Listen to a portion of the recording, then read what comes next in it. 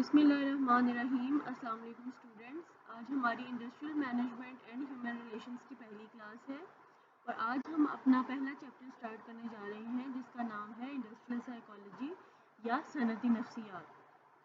Students, آپ کو اس subject میں کمانڈ حاصل کرنے کے لیے اس کی بیسک ٹرمز کو سمجھنا بہت ضروری ہے، اس لیے ہم سٹارٹ کر رہے ہیں سائیکالوجی کی ڈیفینیشن سے۔ جیسا کہ آپ کو اسکرین پہ نظر آ رہا ہوگا، Psychology is a scientific method or scientific study of behavior and mental process۔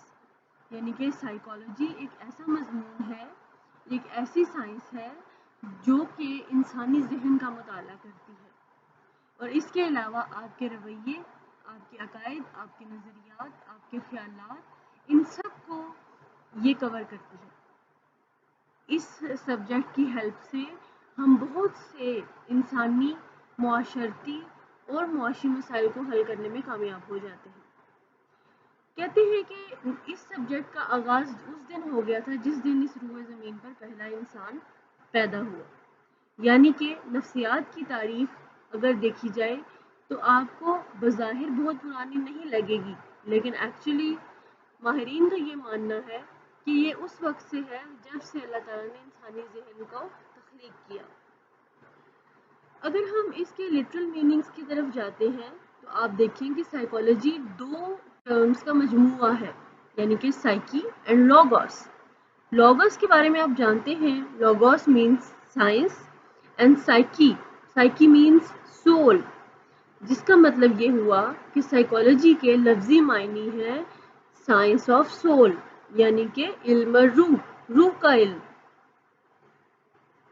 اس کے بعد ہم انڈسٹریل سائیکالوجی کی طرف آتے ہیں۔ اصل میں انڈسٹریل سائیکالوجی، جو کہ آپ کا مضمون بھی ہے اور آپ کے پہلے چیپٹر کا نام بھی ہے، یہ جو نفسیات کی شاخ ہے یہ ایکچولی بنائی ہی اسی لیے گئی ہے تاکہ انڈسٹری میں کام کرنے والے لوگوں کے مسائل کو حل کیا جا سکے۔ اس کو ہم اگر یوں کہیں یا یوں دیکھیں تو یہ زیادہ مناسب ہوگا کہ یہ اطلاقی نفسیات کی ایک شاخ ہے، کیونکہ سائیکالوجی کی درجن بھر برانچز میں سے ایک برانچ ہے انڈسٹریل سائیکالوجی۔ انڈسٹریل سائیکالوجی کے حوالے سے اگر آپ مزید ڈیپتھ میں جائیں تو آپ، جیسا کہ میں نے ایک ڈیفینیشن یہاں پر کوٹ کی ہے کہ it refers to the applied organisational psychology used to study, analyze and understand human behavior in the workplace۔ یعنی کہ کام کی جگہ پر، کام کی جو آپ کی ورک پلیس ہے، جو آپ کا آفس ہے، جو آپ کی آرگنائزیشن ہے، وہاں پر آپ کس طرح سے بہیو کرتے ہیں یا آپ کے ساتھ کس طرح کا برتاؤ کیا جاتا ہے اور اس کا آپ کی پرفارمنس کے اوپر کیا اثر پڑتا ہے۔ یہ ایک مثال میں نے آپ کو دی جو ہم انڈسٹریل سائیکالوجی کے ہیڈ کے انڈر اسٹڈی کرتے ہیں۔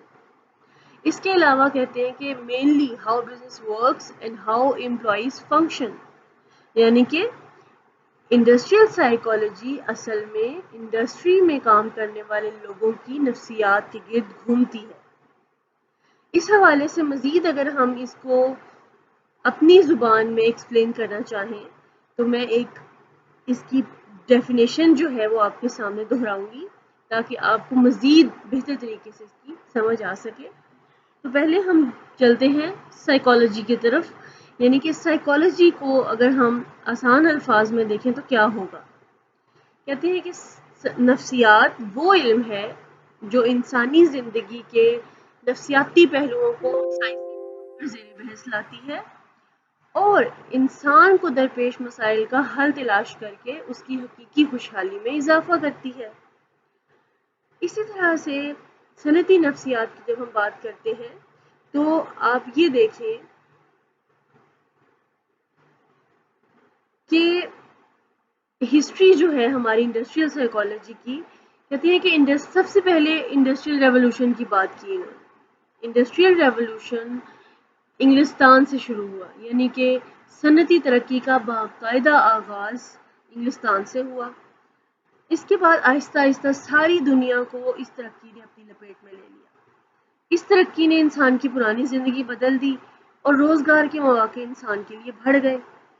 ہزاروں افراد فیکٹریوں، کارخانوں، ملوں، کانوں اور دفاتر میں کام کرنے لگ گئے۔ ان حالات نے لوگوں کو جسمانی اور ذہنی طور پر بیدار کیا، اور مختلف ماہرین اور مفکرین نے ماضی میں بھی صنعتی مسائل کے بارے میں تجاویز دیں۔ پھر اس کے علاوہ ہم بات کریں گے پہلی کتاب جو کہ انڈسٹریل سائیکالوجی کے بارے میں لکھی گئی، یہ پبلش ہوئی تھی 1913 میں، اور اس بک کے آتھر تھے ہیوگو منسٹربرگ، اور اس بک کا نام تھا سائیکالوجی آف انڈسٹریل ایفیشنسی۔ پھر اس کے میں ایک اور چیز میں ایڈ کرنا مناسب سمجھوں گی کہ اس وقت بھی حالات کار یعنی کہ ورکنگ کنڈیشنز کے اوپر بات کی جاتی تھی۔ 1879 میں پہلی دفعہ ایک لیبارٹری قائم کی گئی جو کہ لیپزگ یونیورسٹی میں تھی، جرمنی میں، جس میں باقاعدہ طور پر انڈسٹریل سائیکالوجی کے اوپر تجربات کیے جانے لگے۔ آگے بات کریں گے ہم 2 important factors working in industry. کون کون سے 2 اہم عوامل ہیں، 2 اہم عناصر ہیں جو کہ انڈسٹری میں کام کر رہے ہوتے ہیں؟ تو نمبر 1 ہے mechanical factor and number 2 is human factor.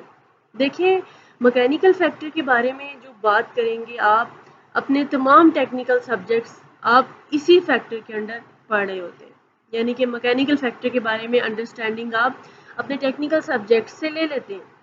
لیکن ہیومن فیکٹر کی بات کرتی ہے انڈسٹریل مینجمنٹ، یعنی کہ یہ آپ کا پرٹیکولر سبجیکٹ ہے جس میں ہم مشینوں سے ہٹ کر مشینوں پر کام کرنے والے افراد کے بارے میں بات کریں گے، ان کے مسائل کے بارے میں بات کریں گے، ان کی دلچسپی کے بارے میں بات کریں گے، ان کے رویوں کے بارے میں بات کریں گے۔ تو یہ بہت ضروری ہے آپ لوگوں کے لیے یاد رکھنا کہ وہ کون سے 2 اہم عوامل ہیں، 2 اہم عناصر ہیں جو انڈسٹری میں کام کر رہے ہیں۔ وہ 2 ہیں، میکینیکل فیکٹر اور ہیومن فیکٹر۔